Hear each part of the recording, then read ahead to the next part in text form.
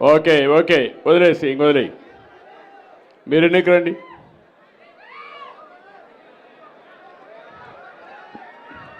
ఏం తమ్ముళ్ళు హుషారుగా ఉన్నారా?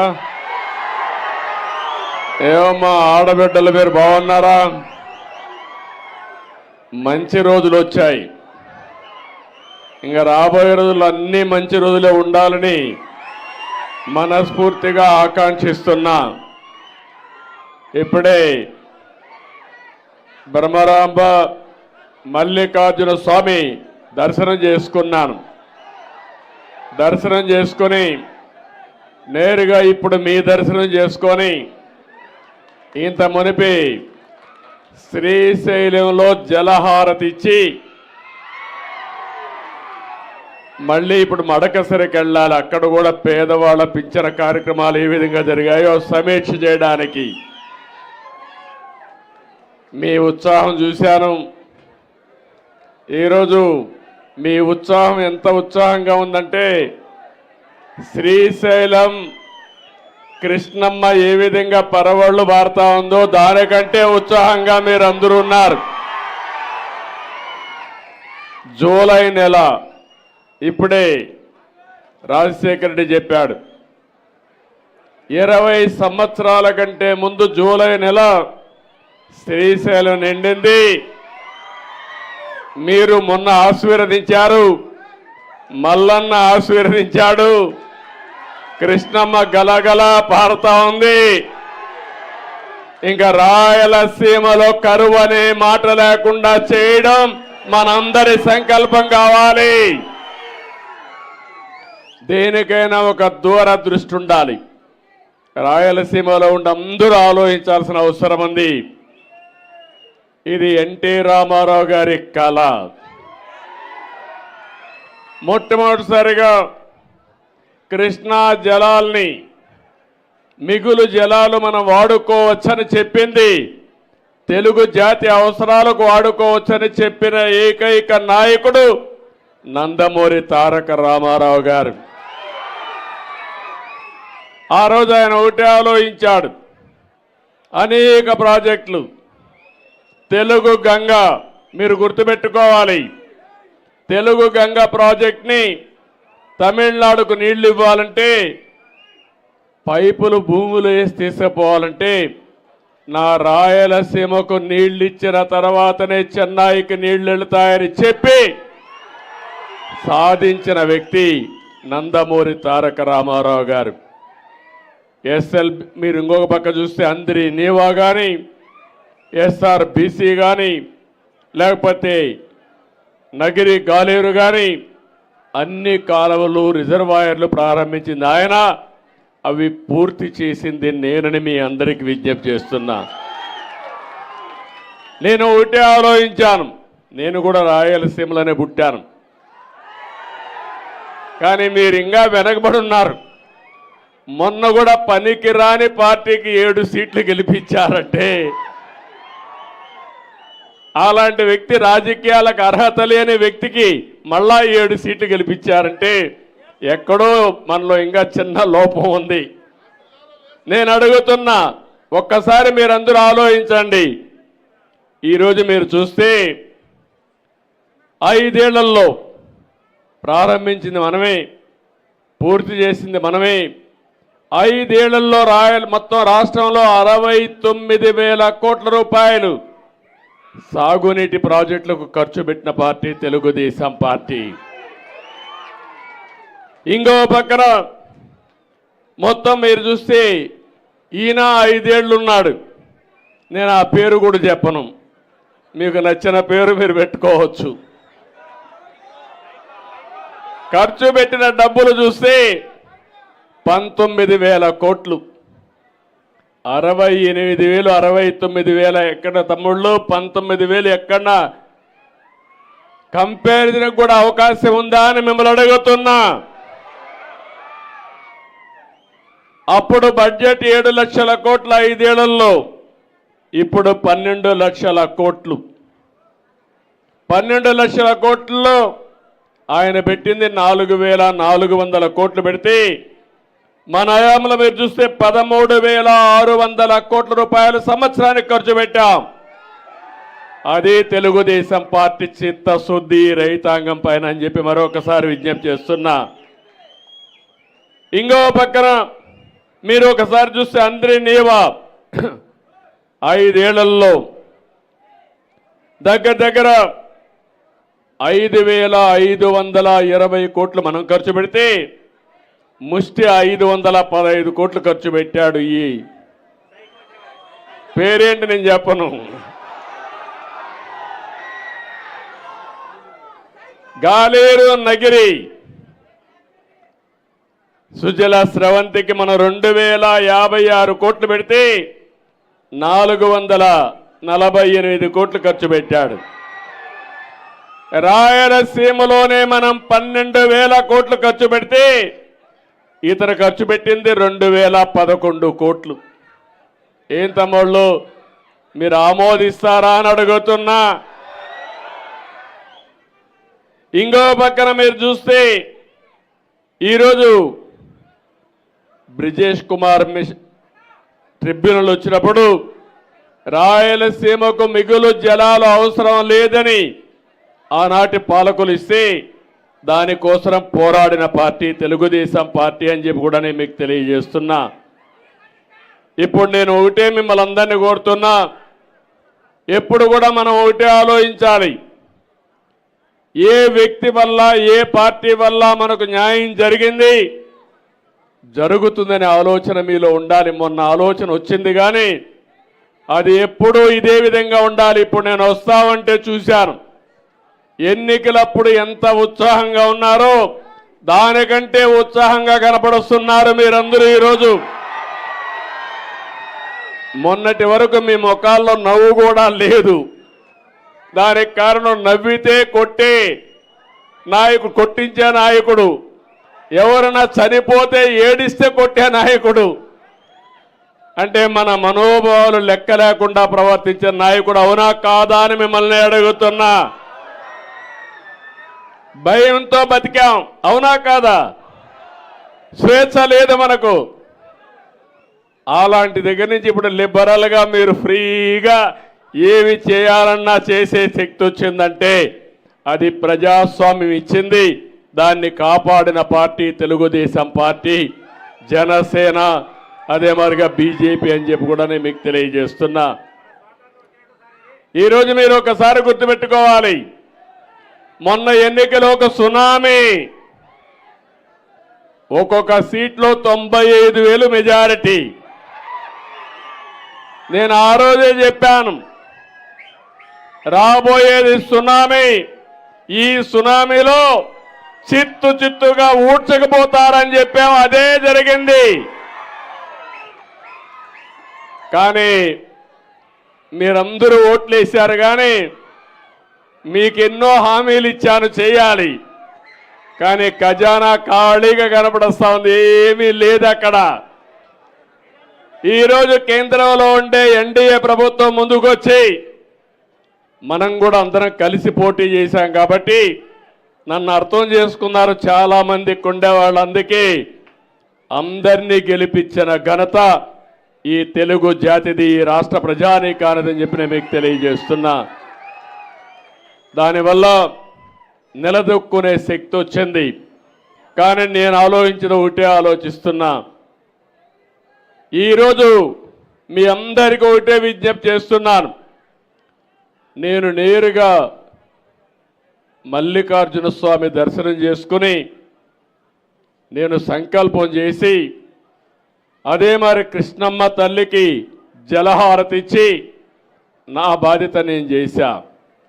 కానీ ఈ సంవత్సరం చూస్తూ ఉంటే ఇంకొక 2-3 రోజుల్లో శ్రీశైలం ఫుల్ అయిపోయింది. ఇప్పటికే నాగార్ సాగర్ ఫుల్ అవుతుంది, పులిచింతల ఫుల్ అవుతుంది. రాయలసీమలో సముద్రం లేకపోయే నీళ్ళని రాయలసీమకు పంపిస్తే అన్ని రిజర్వాయర్లు పూర్తయితే రాబోయే 5 సంవత్సరాలు కూడా కరువు అనే మాట లేకుండా ప్రణాళికలు తయారు చేసే బాధ్యత మాదని మీ అందరికీ హామీ ఇస్తున్నా. నీరు అనేది చాలా ముఖ్యం. నీరున్నప్పుడు నీటి విలువ తెలియదు.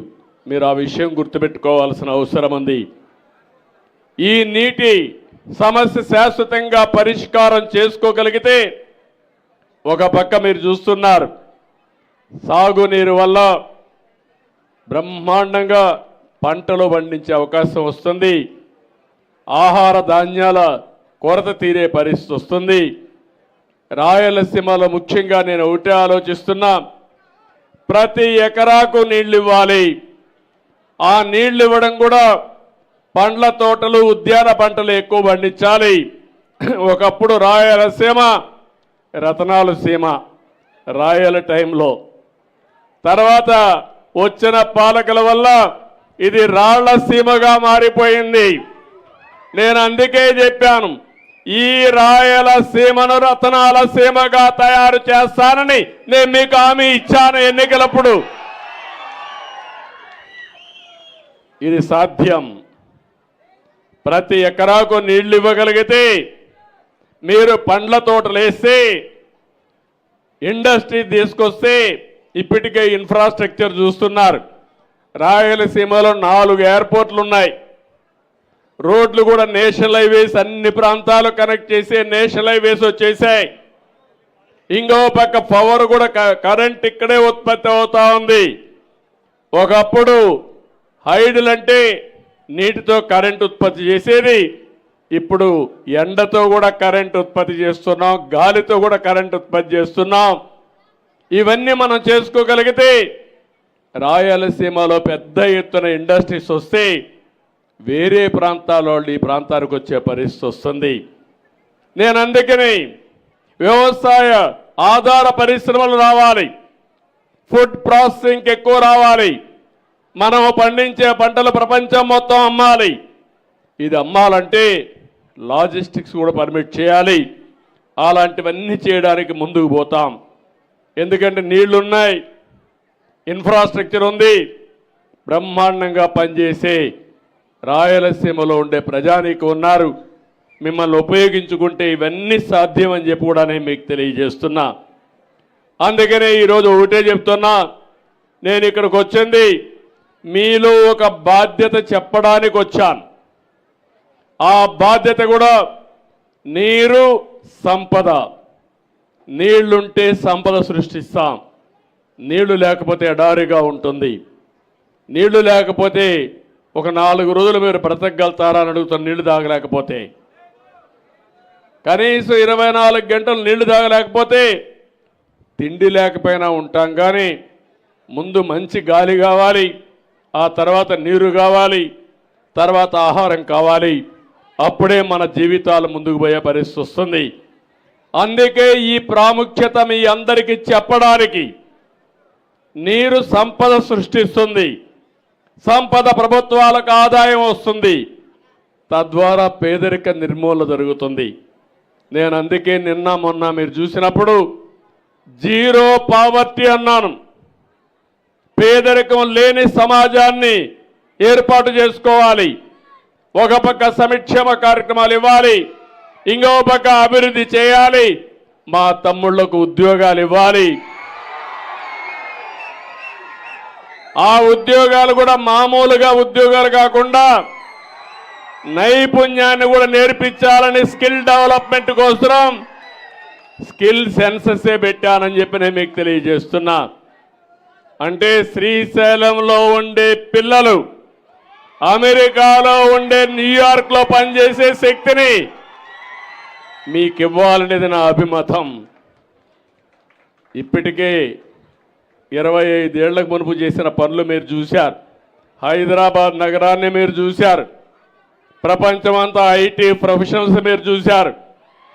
కానీ అప్పుడప్పుడు మీరేం ఆలోచిస్తారంటే అన్ని పనులు అవుతా ఉంటే ఈసారి ఇంకొకడు వస్తున్నాడు కొత్త పిచ్చిగాడు, ఏదో చేస్తారని ఓట్లే వేస్తున్నారు. వాళ్ళు వచ్చి మొత్తం చెడగొట్టి అడవి పందులు ఉన్నాయి. మీ పొలానికి అడవి పందులు వస్తే ఏం చేస్తాయి?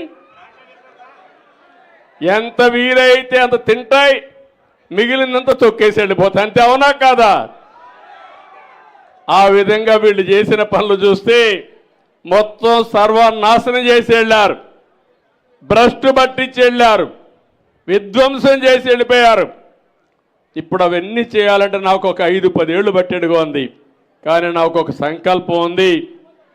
మా కూటమి కూడా మీరు చూస్తే నేను కానీ, పవన్ కళ్యాణ్ గారు కానీ, అటు నరేంద్ర మోడీ గారు కానీ అందరం కూడా ఒక దృఢ సంకల్పంతో ఉన్నాం. మీకు ఏ మాత్రం అనుమానం లేదు, పరిగెత్తిస్తాం. మళ్ళీ రాబోయే రోజుల్లో నెంబర్ 1 స్టేట్గా తయారు చేసే బాధ్యత మాదని మీ అందరికీ హామీ ఇస్తున్నా. ఇక్కడికి వచ్చినప్పుడు ఈరోజే ఒక వార్త వచ్చినది కూడా మీరు గుర్తుపెట్టుకోవాలి. సుప్రీంకోర్టు ఏదైతే ఉందో షెడ్యూల్ కులాల కోసం ABCD కేటగరైజేషన్ సబబని ఒక నిర్ణయం చేశారు. నేను ఎప్పుడు మీరు ఒక విషయం గుర్తుపెట్టుకోవాలి, ఈరోజు నేను చెప్పడం కాదు. సామాజిక న్యాయం తెలుగుదేశం పార్టీ సిద్ధాంతం. ఒకరిని కాదు, అందరికీ న్యాయం జరగాలి. అందుకే 96-97లో రామచంద్రరావు కమిషన్ వేసి ఆర్థిక పరిస్థితులను అధ్యయనం చేసిన తర్వాత ABCD కేటగరైజేషన్ నేనే తీసుకొచ్చా. తర్వాత అది డిఫరెంట్ కోర్ట్స్లో ఛాలెంజ్ అయ్యి ఇప్పటి వరకు అనేక విధాలుగా ముందుకు పోయి ఈరోజు దాన్ని 7 జడ్జెస్ బెంచి ధృవీకరించారు, దాన్ని కూడా ఆమోదించారు. నేను ఒకటే మీ అందరినీ కోరుతున్నాను, జనాభా దామాషా ప్రకారం ప్రతి కులానికి, ప్రతి మతానికి, ప్రతి వర్గానికి న్యాయం చేయడం తెలుగుదేశం పార్టీ సిద్ధాంతం అని కూడా మీకు తెలియజేస్తున్నా. అందుకే మొన్న ఎన్నికల్లో మీరు చూశారు, నేను ఇచ్చినప్పుడు సీట్లు కూడా ఇక్కడ శబరిని ఇక్కడ ఎంపీగా ఇస్తే పక్కన ఎంపీగా నాగరాజు ఒక కురబ కమ్యూనిటీకి సంబంధించిన వ్యక్తిని ఇచ్చాం. పక్కన అదే మార్గ అనంతపూర్లో ఒక బోయ వాల్మీకి కమ్యూనిటీకి ఎంపీ ఇచ్చాం. ఎక్కడికక్కడ అదే మారిగా నంద్యాల్లో ఫరూక్ గారికి ఆ రోజు ఎమ్మెల్యేగా ఇచ్చాం, ఇప్పుడు మంత్రిగా చేశాం. సామాజిక న్యాయం ఇంకో పక్క కర్నూలులోనే టీజీ భరత్ని ఒక వైశ్య కులాన్ని నుంచి ఎమ్మెల్యేకి ఇచ్చి ఇప్పుడు మంత్రి చేశాం. సామాజిక న్యాయం జరగాలి, అన్ని వర్గాలకు న్యాయం జరగాలి. ఈ ప్రభుత్వం అందరిది, నేను మీ అందరి వాడిగా ఉంటాను, శాశ్వతంగా అదే చేస్తాను. ఎక్కడ పేదవాడు ఉంటే అక్కడ ఉంటాను. అందుకే నేను ఒక మాట మాట్లాడాను, జీరో పావర్టీ అన్నాను. ఏ గ్రామంలో కూడా మీరు కూడా గుర్తుపెట్టుకోవాలి, మీ గ్రామంలో పేదవాళ్ళు ఉంటే వాళ్ళని పైకి తీసుకొచ్చే బాధ్యత పైకి వచ్చిన వాళ్ళు తీసుకోవాలి. నేను ఒక ఫార్ములా మాట్లాడాను, P3 అంటే పబ్లిక్ ప్రైవేట్ పార్ట్నర్షిప్. ఈరోజు హైదరాబాద్లో రోడ్లు కానీ, టెలికమ్యూనికేషన్ కానీ, కరెంటు కానీ ఇవన్నీ కూడా వచ్చాయంటే ప్రైవేటు వ్యక్తుల భాగస్వామ్యంతో వచ్చాయి. ఇప్పుడు నేను మాట్లాడేది ఎవరైతే బాగుపడ్డారో సమాజంలో వాళ్ళ బాధ్యత పేదవాళ్ళ పైకి తీసుకురావడం. పైనుండే 10 మంది, కింద నుండే 25 మందికి చేయూతనివ్వగలిగితే పేదరిక నిర్మూలన సాధ్యం కాదు. అదే నా జీవితాశయం, నా సంకల్పం. తప్పకుండా ఈరోజు మల్లన్న సాక్షిగా చెప్తున్నా, ఇది సాధించి తీరుతామని మీ అందరికీ హామీ ఇస్తున్నా. అందుకనే ఈరోజు 33,000 కోట్ల రూపాయలు ఖర్చు పెట్టి పింఛన్లు ఇస్తున్నాం. నేను ఒకటే హామీ ఇస్తున్నా, సంపద సృష్టించడం తెలిసిన పార్టీ తెలుగుదేశం పార్టీ. ఆ సంపద పేదవాళ్లకు పంచడం కూడా తెలిసిన పార్టీ తెలుగుదేశం పార్టీ. మొన్నటి వరకు పరిపాలించిన పార్టీ దోచుకోవడం తెలిసిన పార్టీ. దోచుకోవడం, వ్యవస్థల్ని విధ్వంసం చేయడం, నిద్ర లేస్తే అబద్ధాలు చెప్పడం. 2 నెలలు కాల నేను వచ్చి, ఇప్పటికే నేను ఏమీ చేయలేదని మాట్లాడుతున్నారు. నేను ఏం చేశానో చెయ్యలేదో ఈ ప్రజలే సాక్ష్యం అని మీ అందరికీ విజ్ఞప్తి చేస్తున్నా. మళ్ళీ మీ అందరికీ హామీ ఇస్తున్నా, ఒక పక్క అభివృద్ధి చేస్తా, ఒక పక్క సంక్షేమానికి పెద్ద పెట్టేస్తా, ఇంకో పక్క ఆదాయం పెంచుతా.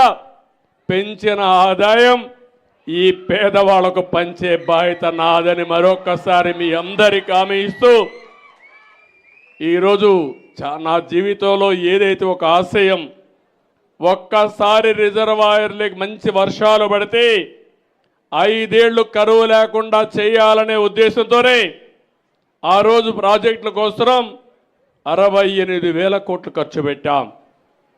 కానీ ఈరోజు చూస్తే నేను మైక్రో ఇరిగేషన్ తీసుకొచ్చాను, డ్రిప్ ఇరిగేషన్ తీసుకొచ్చాను, అనేక విధాలుగా ముందుకు పోయాం. కానీ వీళ్ళు వచ్చిన తర్వాత అన్నీ ఆపేశారు. ఈరోజు వర్షాలు బ్రహ్మాండంగా పడ్డాయి, దేవుడు కరుణించాడు, చాలా సంతోషం. అదే సమయంలో దీన్ని నేను ఆలోచించేది, మళ్ళీ చెప్తున్నా, అన్ని రిజర్వాయర్లో నీళ్లు పెట్టి ఆ నీళ్లు కూడా పొదుపుగా వాడుకొని అక్కడి నుంచి మీకు సంపద సృష్టించే మార్గాలు, ఆదాయం పెంచే మార్గాలు ఎన్ని ఉన్నాయో అన్నీ కూడా నేర్పించే బాధ్యత నాది, మాది. అదే సమయంలో నేను మాట్లాడే ప్రతి ఒక్క మాట మీరు ఆలోచించుకొని మీరు కూడా పూర్తిగా అనుసంధానం అయితే మనకు మంచి జరుగుతుంది, రాష్ట్రానికి మంచి జరుగుతుంది. దీనికి పూర్తిగా ముందుకు రావాల్సిందిగా మరొక్కసారి కోరుకుంటూ, నాకైతే ఇంకా ఎక్కువ సమయం మీతో గడపాలనుంది. కానీ మళ్ళీ మడకసిరికి వెళ్ళి సాయంత్రం హైదరాబాద్ పోవాలంటే మళ్ళీ లాజిస్టిక్స్ ఇవన్నీ పర్మిట్ చేయమని అప్పుడే మా వాళ్ళు చెప్తున్నారు. ఏదేమైనా మళ్ళీ వస్తా. ఈ శ్రీశైలాన్ని ఒక దివ్య క్షేత్రంగా తయారు చేసే బాధ్యత తీసుకుంటాం. ఇది ఒక పవిత్రమైన పుణ్య భూమి.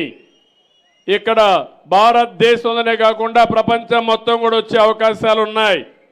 అలాంటప్పుడు దీన్ని ఏ విధంగా అభివృద్ధి చేయాలో చేయడం, ఇప్పుడే మన రాజశేఖర రెడ్డి చెప్పినట్టు ఇక్కడ సమస్యలన్నీ పరిష్కారం చేస్తాం. సబరి గారు చెప్పినట్టు ఏదైతే నేషనల్ హైవే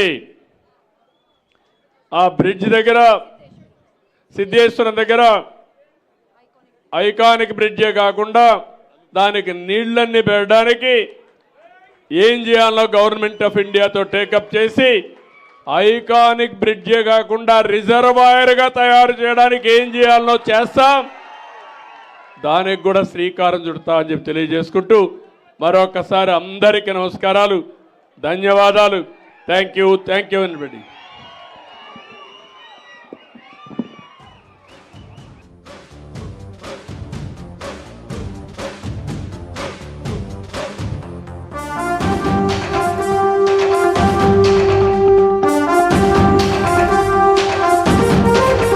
గడ్డం గట్టెక్కించే నాయకుడిప్పుడు ఒకటే జాతికి ప్రగతిని